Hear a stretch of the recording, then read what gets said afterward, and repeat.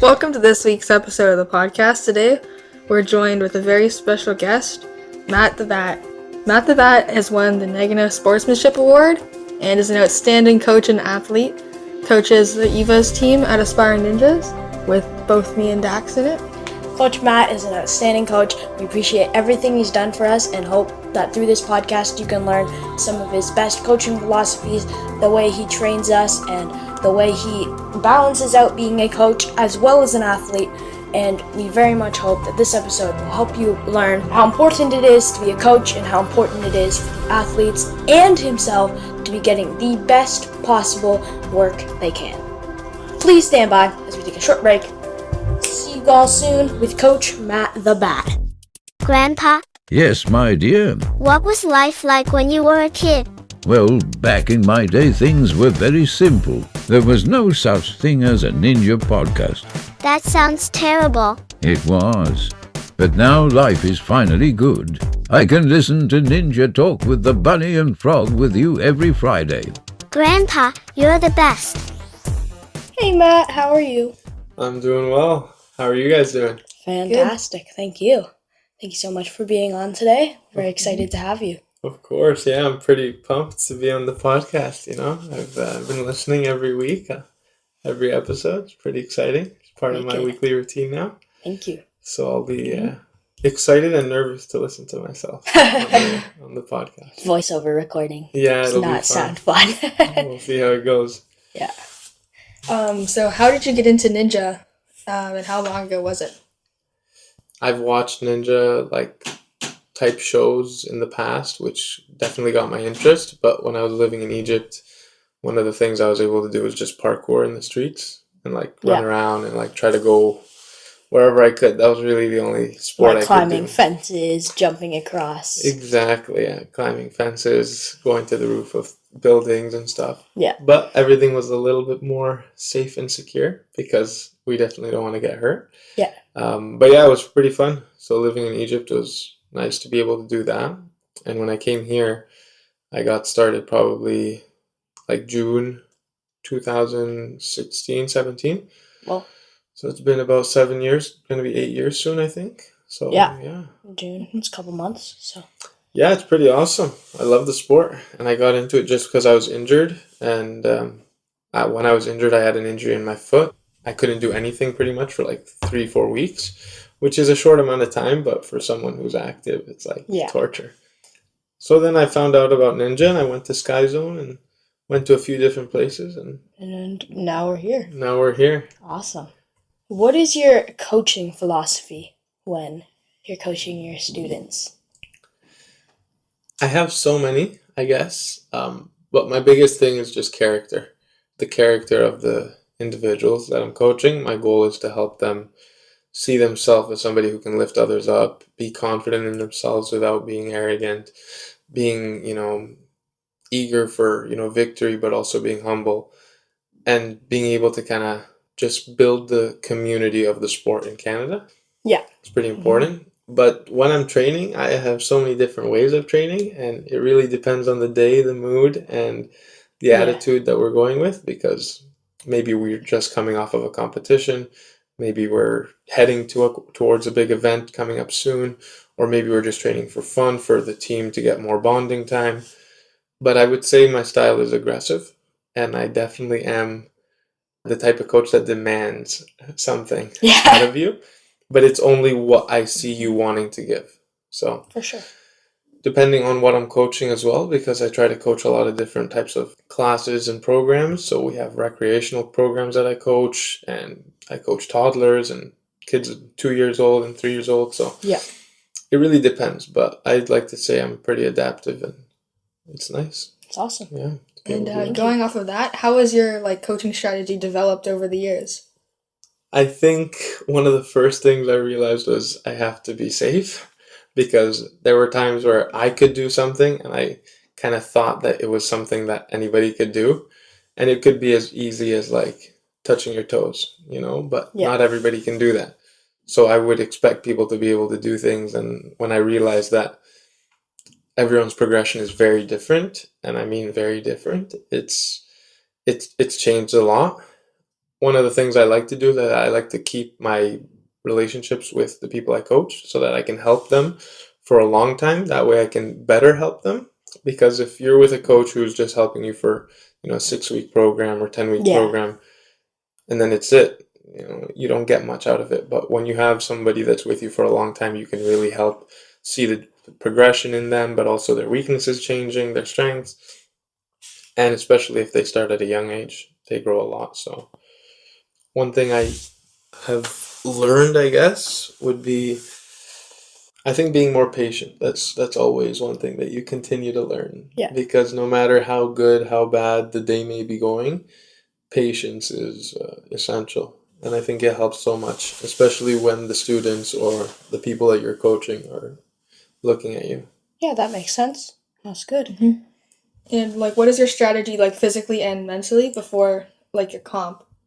When I'm going to a competition, first and foremost is my kids when I'm going, because like I want to make sure everybody gets everything they need. As they're growing up and as I'm growing up, it's changing a little bit. This year in particular, I would say, is the biggest year that I've actually tried to focus on my competition. And one of my goals was to help just show the kids and show the team and everybody how to win by going to these competitions with focus. So this year I've realized a lot of things about myself. One thing is I usually plan for all the obstacles except for the easy ones that I think I shouldn't worry about. Yeah. And that usually ends up being my demise, where I fall on that easy obstacle because I didn't think about it. That makes sense, yeah. So I've realized a lot about like my planning, my strategy, super important. During walkthroughs, I stay away from everybody. I don't really stand with anybody. If you'll notice me in a walkthrough, it's not that I don't want to bond, but that's my time to focus on the course, and it's my time to also like really think about everything, kind of get like a broader view, because I like to stand far away a bit. Yeah. I've been in ninja for a long time, so I know what's allowed and what's not allowed in a walkthrough. Yeah. So I try to stand in high areas without being on obstacles or anything that I can get disqualified, but still being able to get a good view. Big thing I've learned this year, when I'm competing, I always want to make sure I'm warm. Yeah. And that could mean like me just doing like 10 laps on the monkey bars right before I start, and then doing leg stretches and hip stretches. Obviously, as you get older, it's easier to get hurt, but Yes. like there are just moments where you feel like you're pumped on a course. But I feel like when you get a good warm up, you don't get that burnout sensation as easy, and Yeah, you're able to makes kind of sense. push through and go further. So being able to do that and seeing good results, again, is credibility to what I'm saying. Last thing I would say is just remember it's me against me. Like me and everybody that competes in the adult division right now in the World Ninja League or the Pro Division in the CNL, the Canadian Ninja League, everybody kind of focuses on different things. And like everybody's really great in the community. Everyone's talking to each other, having a good time. But I think also some athletes take that with them when they're competing. I don't. I like to, when it's my walkthrough time, from then all the way until I'm done, I'm very serious. I would say I'm more straightforward, more blunt, keep to myself, make sure I'm doing what I need. Yeah. And then making sure I don't run the course until I'm ready. Awesome.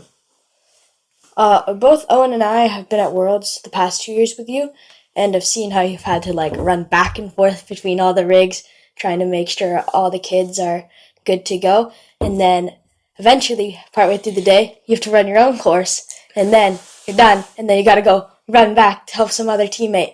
What is it like trying to have to balance all that out?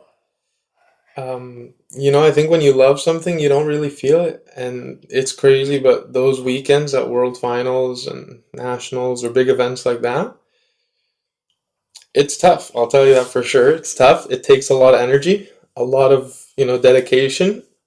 And alhamdulillah, I'm very grateful, that God's given me that type of passion and purpose in what I do, because as crazy as it may sound, I don't really feel it too much. I'm so pumped with adrenaline and excitement that I'm like, Yeah. I've been waiting a whole year to get to this place.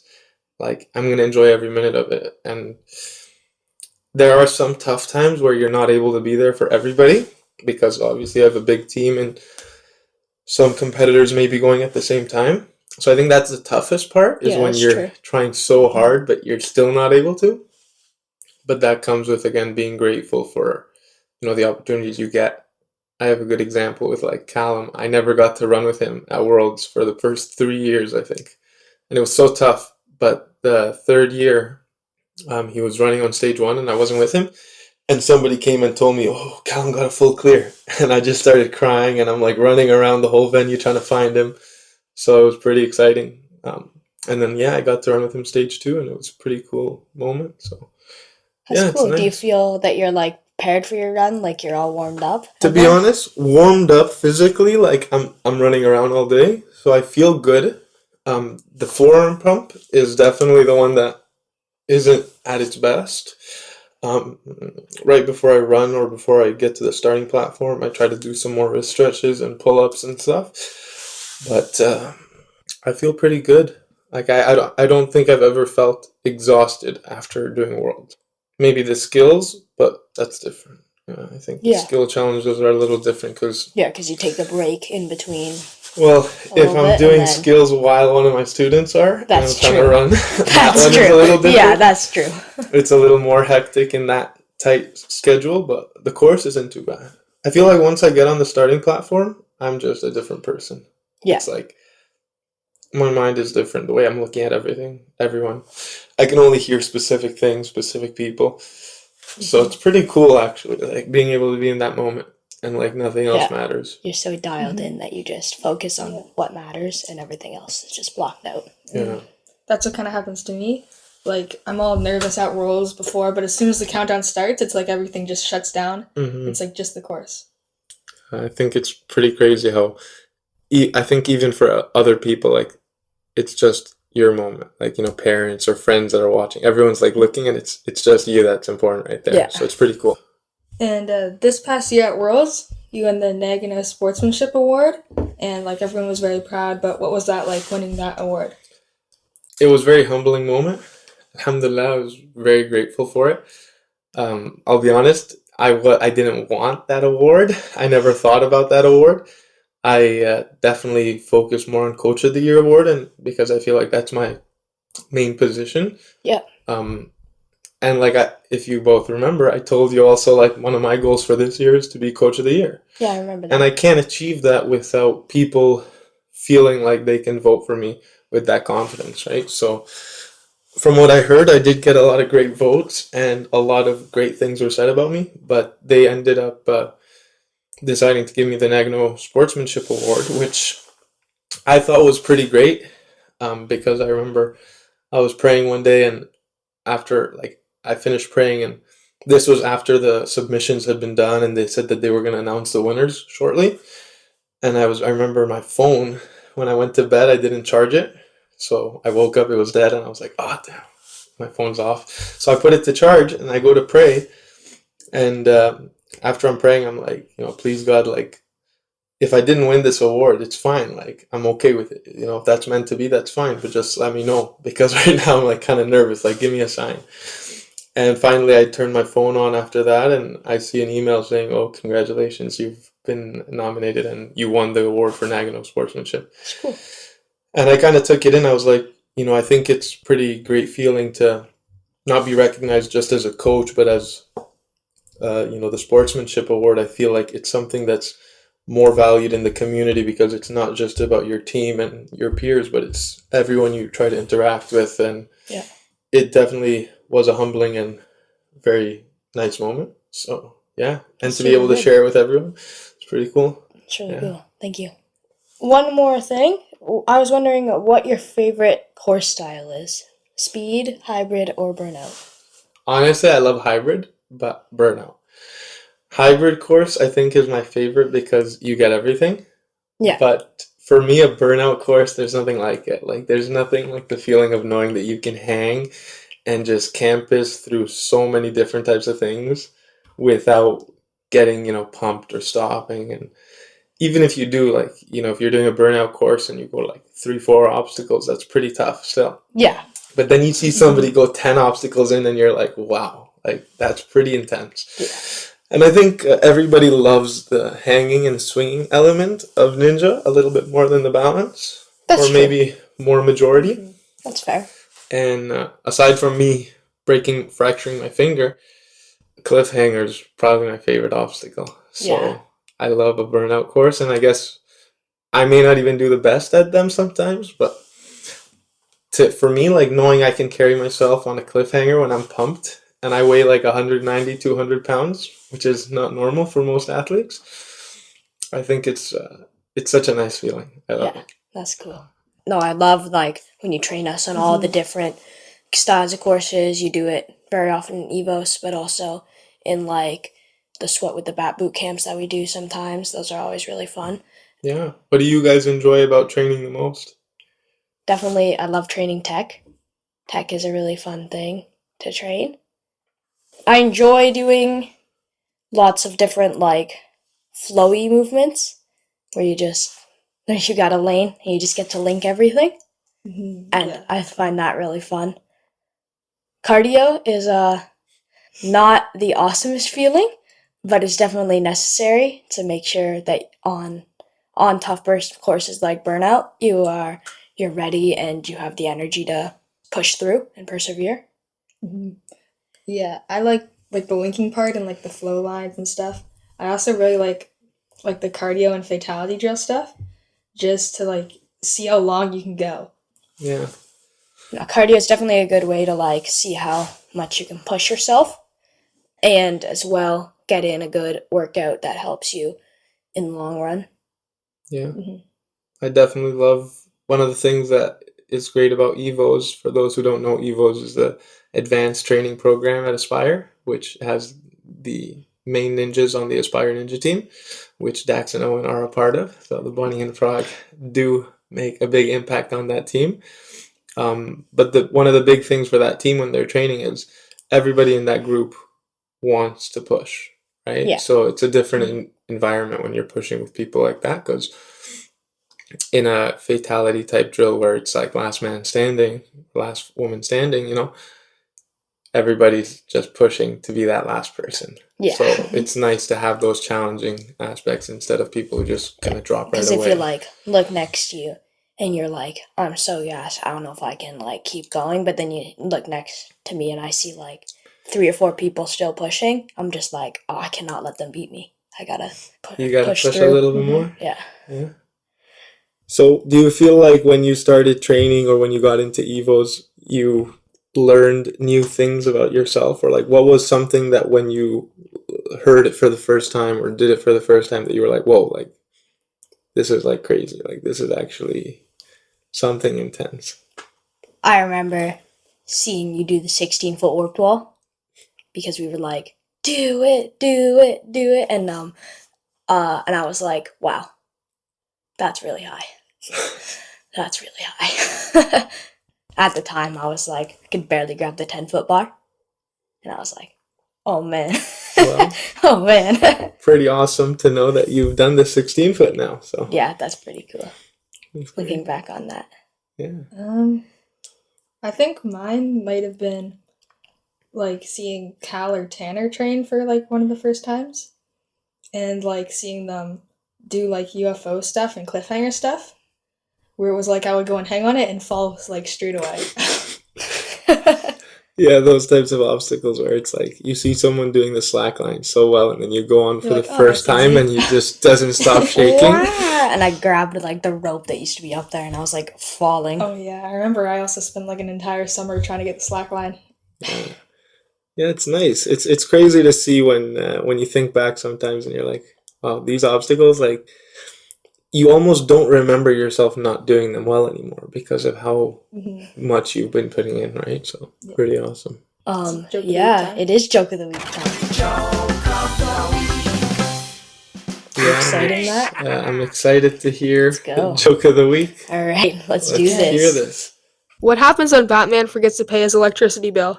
Ooh, that's a tough one. I do not know. A dark night. I would say that's a decent 7. Is it one of our actually. better jokes? I'll That's take good. it as a 7 We've because gotten- I couldn't think of a Dark Knight for some reason. So Well, thank you so much for being on, Matt. This was a great episode. Appreciate it. Appreciate you making the time. This was really fun. I enjoyed this. Yeah, same here. Pretty awesome. I hope I didn't answer and talk too much. It is okay.